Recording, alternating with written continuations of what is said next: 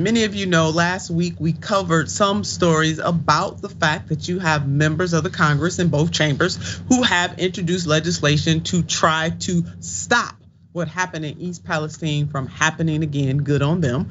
But rail workers are sounding the alarm that some of these bills may have some unintended consequences, like gaping loopholes. Imagine that, loopholes in legislation. No, that would never happen in the United States of America. Let's put up this headline. Rail workers warn safety bill loopholes are big enough to run a freight train through. If the language is not precise, the class 1 railroads will avoid the scope of the law without violating the law, yet again putting the safety of our members and American communities into harm's way, said one union leader. And this reporting is coming from Common Dreams. Amid heightened national focus on railway safety in the wake of East Palestine, Ohio disaster, and other recent accidents, one railroad workers union warned Friday that while they welcome a bipartisan rail safety bill has loopholes big enough to operate a 7,000-foot train through. In other words, freight train coming through because this legislation has loopholes.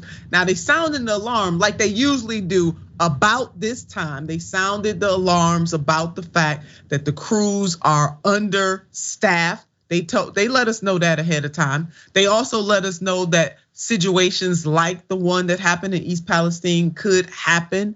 They warned us about that. And all while the 117th Congress and this president stopped their ability to go on strike, to strike for better wages, better benefits, better work conditions, more importantly, better work conditions. Their main focus for this last strike that they wanted to go on, they didn't want to go on, but they were being forced to try to do something to make the bosses listen to them, was just to have paid sick leave. Now y'all all know that, we all old enough to remember that. At the 117th Congress, they stopped that from happening. Now the Railway Safety Act of 2023 was introduced earlier last week, and it is by Senator Sherrod Brown from Ohio, or earlier this week, I should say, J.D. Vance, Bob Casey, Marco Rubio, John Fetterman, and Josh Hawley. So you see bipartisan, Democrat, Republican, and you see Senator Sherrod Brown from Ohio. Now this act is meant to prevent future train disasters like the derailment that happened in East Palestine.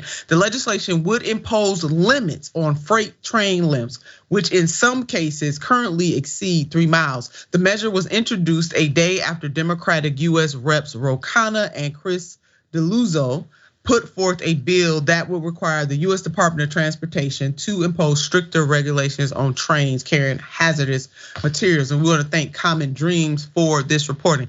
Look, I was talking to a dear friend of mine, and the point that he made was the train shouldn't be more than four cars. And that makes a whole lot of sense if you're putting people over profits, because if you're carrying hazardous materials like that, those trains should not be long like that. But these people, they don't care because they always put profits over people. Let's put up this headline. Khanna Deluzio unveiled Derail Act to prevent another disaster like East Palestine. We can't trust giant corporations like Norfolk Southern to keep communities safe out of the goodness of their hearts. And the representative is totally right about that. The Railroad Workers United, they had this is what they tweeted: with loopholes big enough to operate a 7,000-foot train through this legislation essentially codifies a path to single person crews on many, if not the majority of trains. So in other words, the workers are saying that what the senators are trying to accomplish is not being accomplished in that legislation. They need to take a look at it and do something about it. Professor Lee, your thoughts?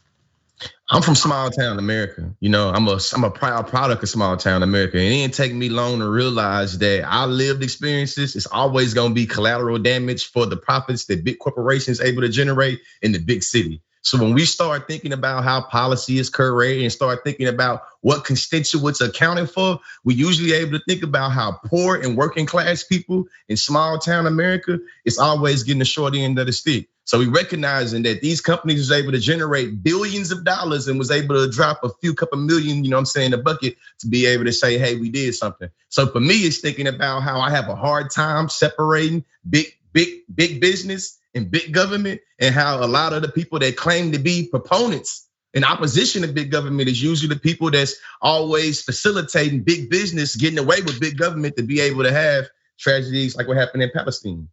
Yeah, no, I agree with you, absolutely. And part of the problem here, the challenge here is that the owner donors control big government. They control these elected officials, and that's why the rules skew in their, not just skew, the rules are in their favor. And every time the workers stand up either to try to unionize or strengthen their unions or to change the rules, the people who have the political power 9 times out of 10, they gonna side with their owner donors. And that is what is wrong primarily in this country, in the body politics. And that's why we need campaign finance reform. And Professor, also, they being these so-called policymakers should come and see what small town America has to say about this. And so while I definitely applaud the legislation coming from both the House of Representatives led by Representative Khanna and also the Senate, they need to get to find out not only what the rail workers have to say about it, but what do the communities surrounding these train tracks have to say about what could be necessary to make